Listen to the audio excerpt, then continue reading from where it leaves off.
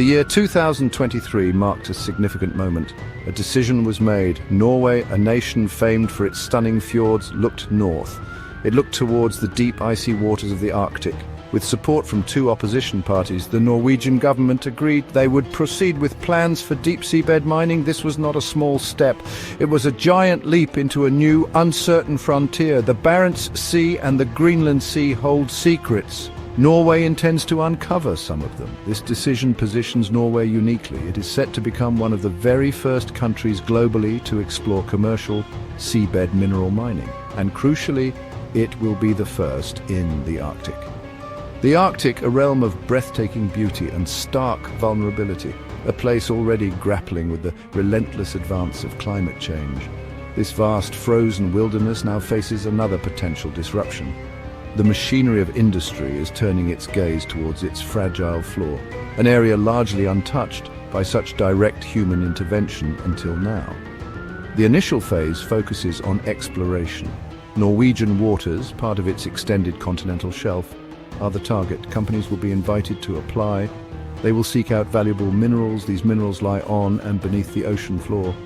This exploration itself is a major undertaking. It involves mapping, surveying, and sampling, all in an environment that is incredibly challenging. The deep Arctic Ocean is dark, cold, and under immense pressure. We know so little about what truly thrives there, in those silent, ancient depths. The context of this decision is vital to understand. The Arctic is not a pristine, untouched wilderness anymore, sadly. It is already under immense strain. Climate change melts the ice at an alarming rate. Pollution from distant lands finds its way into its waters and food webs. Bottom trawling, a destructive fishing practice, has scarred parts of its seabed.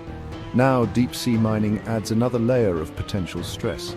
It is a new chapter in humanity's interaction with this remote yet critically important part of our planet. A chapter we must watch with great care. Norway's decision has not gone unnoticed. It has sent ripples across the international community. Many nations are watching, and many are concerned. A growing chorus of countries is calling for caution. Nations like France, Ireland, and Finland have voiced strong reservations. Sweden, our near neighbour to Norway, also urges a pause. Canada, with its own vast Arctic territory, shares these concerns. Even the Kingdom of Denmark and the United Kingdom advocate for a ban, a moratorium, or at least a precautionary pause on deep-sea mining activities. This international stance highlights a deep division. Norway appears to be moving against a significant global trend. While some see potential economic benefits, others see unacceptable risks. The European Parliament, a significant voice in regional policy, has raised serious concerns. They have called for an international moratorium on deep-sea mining. This reflects a widespread fear that we are about to damage something precious, something we do not fully understand before we have even had a chance to study it properly. The deep sea is, after all, the largest and least explored habitat on Earth. The contrast is stark. Many countries are stepping back, urging restraint. They believe we need more research. They believe we need stronger regulations. They believe we need to be absolutely certain we will not cause irreparable harm. Yet Norway is stepping forward. This divergence in approach is creating tension. It raises questions about how we, as a global community, should manage shared resources, or resources within national jurisdictions that have global implications. The health of our oceans, after all, affects every single one of us, no matter where we live. The world watches Norway's next moves with keen interest. This is not just about one nation's policy, it is a test case. It could set a precedent for other Arctic nations or for other countries with deep-sea mineral ambitions. The debate is complex. It pits the quest for resources against the imperative of conservation. It challenges our ability to act with foresight. It asks whether we can learn from past mistakes, or if we are destined to repeat them in this new, alien environment deep beneath the waves. The silence of the deep may soon be broken. Why this sudden rush to the deep, dark seabed? The answer lies in our modern world, our insatiable appetite for technology, our global shift towards electrifying our economies. We are building more electric cars, we are constructing vast wind farms, we are manufacturing countless smartphones and computers. All these innovations designed to create a greener future require specific raw materials. Many of these vital materials are metals. Copper, cobalt, nickel and manganese are just a few examples. And these are precisely what miners hope to find. These crucial minerals are known to exist on the Arctic seabed. They're found in various forms. One form is polymetallic nodules. These are potato-sized lumps of rock. They lie scattered across abyssal plains. They have formed over millions of years, slowly accreting minerals from seawater. Another form is seafloor massive sulfides. These are deposits rich in metals. They form around hydrothermal vents, hot springs on the ocean floor. These vents spew out mineral-rich water from beneath the Earth's crust, creating unique geological formations. The allure is understandable from a purely economic perspective. Land-based sources of these minerals are becoming more challenging to access. Some are located in politically unstable regions, others are dwindling in quality. The deep sea, therefore, appears to some as a new, untapped reservoir, a place where vast quantities of these valuable elements might be harvested. Proponents argue that these minerals are essential for the green transition, essential for continued technological progress. They see the seabed as a solution to a growing global demand. However, this perspective often overlooks the life that calls these mineral-rich areas home. Polymetallic nodule fields are not barren deserts. They are unique habitats. They support distinct communities of organisms. Many of these creatures are slow-growing and long-lived. They are adapted to the extreme conditions of the deep. Hydrothermal vents, too, are oases of life. They host bizarre and wonderful creatures that thrive on chemicals from the Earth's interior, not sunlight. These are ecosystems we are only just beginning to understand. Their value is not just in the minerals they hold, but in the life they sustain. The prospect of deep-sea mining carries significant environmental risks. These are not minor concerns. They are warnings of potentially irreversible damage.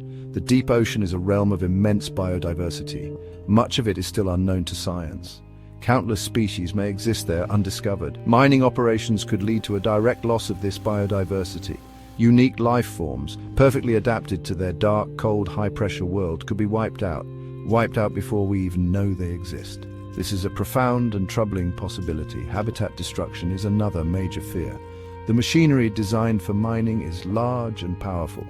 It will scrape and dredge the seabed. It will remove the very foundation upon which deep-sea ecosystems are built. Polymetallic nodules, for instance, take millions of years to form. They provide a hard substrate for creatures to attach to in an otherwise soft sediment environment. Removing them means removing the homes of these organisms. Recovery from such disturbance, if it happens at all, could take centuries or even millennia. The deep sea operates on a vastly different timescale to our own hectic world. Think of the ancient forests on land. Imagine clear felling a forest that has stood for thousands of years. The impact is devastating. The deep sea harbors ecosystems that are just as ancient, just as complex. These largely unexplored Arctic seabed ecosystems are already vulnerable. As we've discussed, climate change is altering their environment. Pollution is reaching even these remote depths. Adding mining to this list of stressors could push these delicate systems beyond their breaking point. We risk shattering a fragile balance, a balance that has evolved over eons. The potential for harm extends beyond the immediate mining sites. The delicate food webs, the intricate relationships between species could be disrupted. Some deep-sea creatures are filter feeders. They rely on particles raining down from above. Others are predators, adapted to hunt in the eternal darkness. Any change to their environment can have cascading effects. We must remember that these are not just abstract concepts. These are living communities, communities that play a role in the larger ocean system, a system that ultimately supports all life on Earth, including our own. Section 5. The unseen scars, pollution, noise and climate concerns. Beyond direct habitat destruction, mining operations will create other forms of pollution. One major concern is sediment plumes. As machines work on the seabed, they will stir up fine particles. These particles will form vast clouds of sediment. These plumes can drift for many kilometers. They can smother organisms far from the mining site. They can clog the feeding apparatus of filter feeders. They can reduce visibility and alter the chemical composition of the water. The extent and impact of these plumes are still poorly understood, adding to the uncertainty. Then there is the risk of releasing toxins. The deep seabed can act as a sink for various pollutants. Heavy metals and other harmful substances can accumulate in the sediments over long periods. Mining activities could remobilize these toxins. They could be released back into the water column. This could contaminate the marine environment. It could poison marine life. Furthermore, the deep sea plays a crucial role in storing carbon.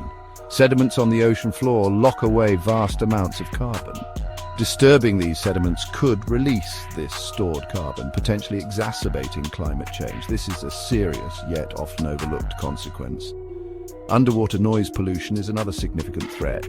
The machinery used for deep-sea mining will be noisy.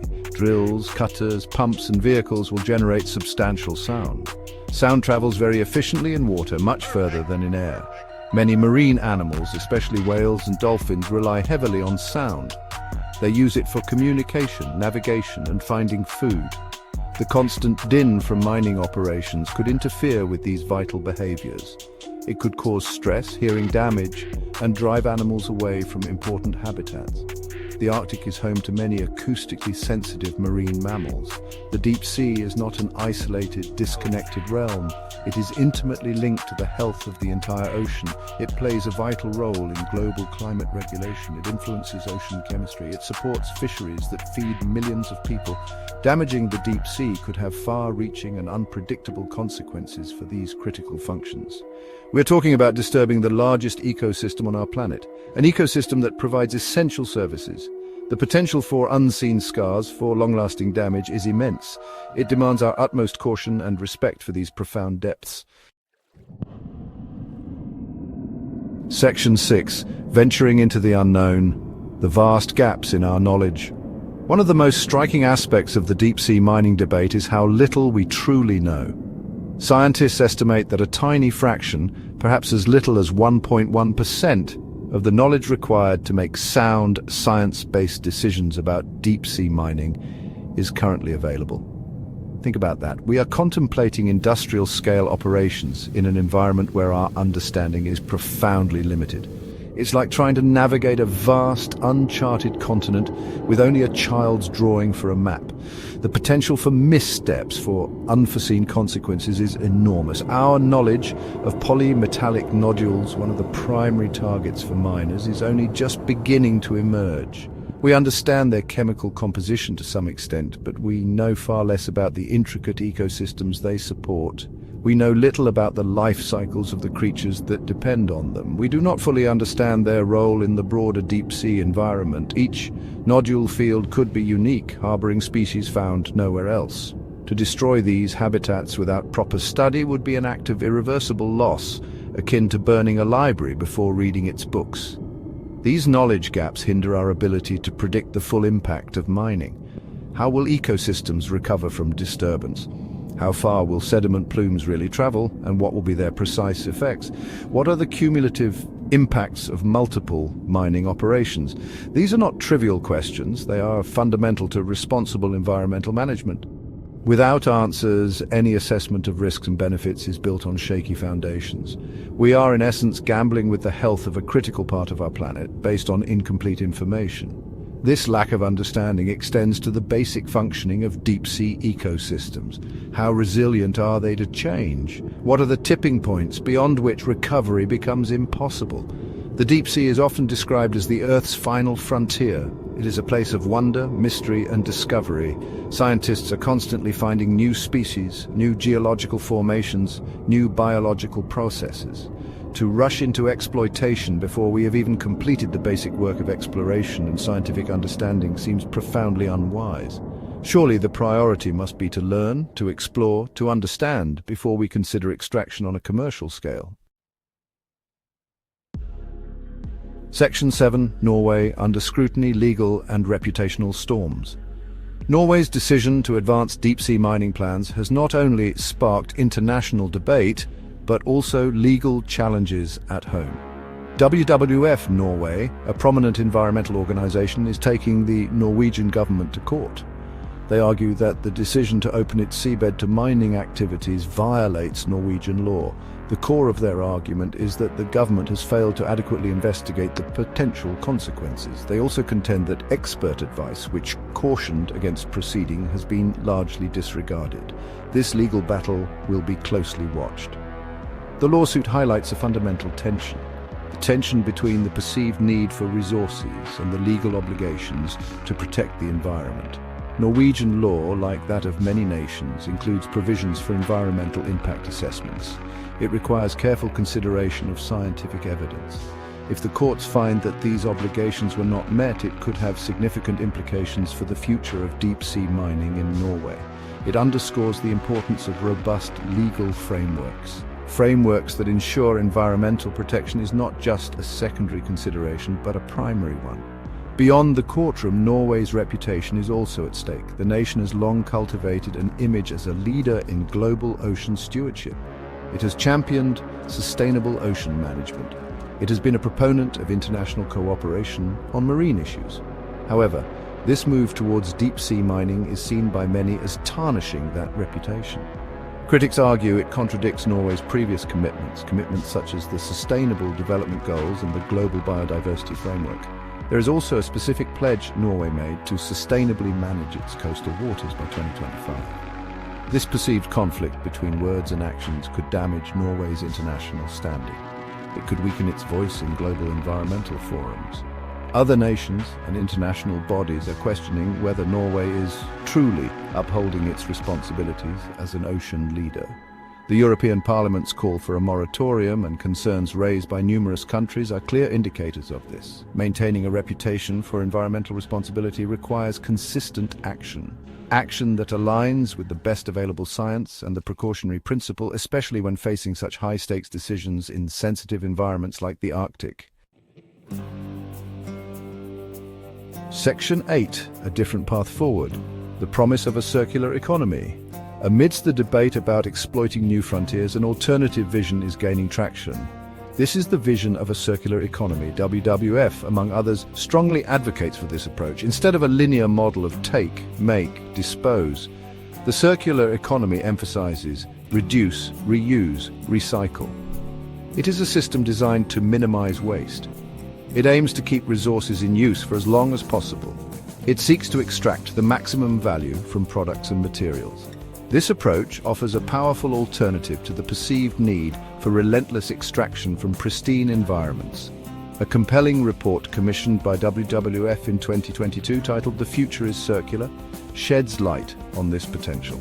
The report suggests that the demand for 7 critical minerals, many of which are targeted by deep-sea miners, can be significantly reduced. It estimates a potential reduction of up to 58%. This is not wishful thinking. It is based on concrete strategies such as innovative technological choices in manufacturing, designing products for durability and repair, not obsolescence, greatly improving recycling rates and material recovery from end-of-life products. Consider the implications. If we can reduce our demand for new raw materials by over half, the pressure to mine sensitive deep-sea ecosystems diminishes dramatically. This involves a shift in mindset. It requires investment in new technologies and infrastructure for recycling and remanufacturing.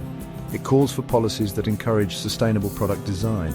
It means consumers also play a role by making more conscious choices. The transition to a circular economy is a complex challenge, certainly. But it is a challenge that offers enormous benefits for both the environment and the economy. The circular economy is not just about managing waste better. It is about fundamentally rethinking how we produce and consume goods. It's about recognizing that the Earth's resources are finite. It is about finding smarter, more sustainable ways to meet human needs. By embracing circular principles, we can lessen our reliance on virgin materials. We can reduce our environmental footprint. We can create new industries and jobs in recycling and refurbishment. This pathway offers a route to a sustainable future, a future where the deep sea's treasures might remain undisturbed, their ecological roles intact. Section 9, a call for prudence, protecting our ocean's delicate future. Given the profound uncertainties and the potential for irreversible harm, a precautionary approach to deep-sea mining is not just advisable, it is essential. This principle, widely accepted in international environmental law, states that where there are threats of serious or irreversible damage, lack of full scientific certainty shall not be used as a reason for postponing cost-effective measures to prevent environmental degradation. In the context of the deep sea, this means we should not proceed with extraction until we truly understand the risks involved. We must pause and learn. This means investing heavily in deep-sea research. We need to map these ecosystems. We need to identify the species that live there. We need to understand their life cycles, their interdependencies, and their vulnerability to disturbance. We must comprehensively assess the environmental, social, and economic risks before any commercial mining is contemplated. This research must be independent.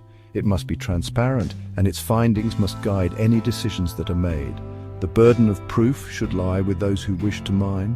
They must demonstrate that it can be done without significantly harming the marine environment or causing biodiversity loss. Exploring alternatives such as the circular economy we have discussed must be a priority. Reducing demand for raw materials through better design, reuse, and recycling is a far more sustainable path. We need to invest in innovation. Innovation that allows us to use materials more efficiently. Innovation that helps us find substitutes for scarce or environmentally problematic minerals. The drive for a green transition is commendable, but it should not come at the cost of destroying one of the planet's last wild frontiers. A truly green transition must be green in all its aspects, including how we source our materials. The future of the deep sea, and indeed the health of our entire ocean, depends on the choices we make today. In 2025, we stand at a crossroads. Do we rush headlong into exploiting these unknown depths, driven by short-term economic interests, risking untold damage? Or do we choose a path of caution, of research, of respect? A path that prioritizes the long-term health of our planet. The deep ocean is a world of wonder, a realm of mystery. It holds secrets that we are only just beginning to unravel. Let us ensure that future generations have the chance to marvel at its wonders rather than mourn its loss. Our oceans deserve our wisdom.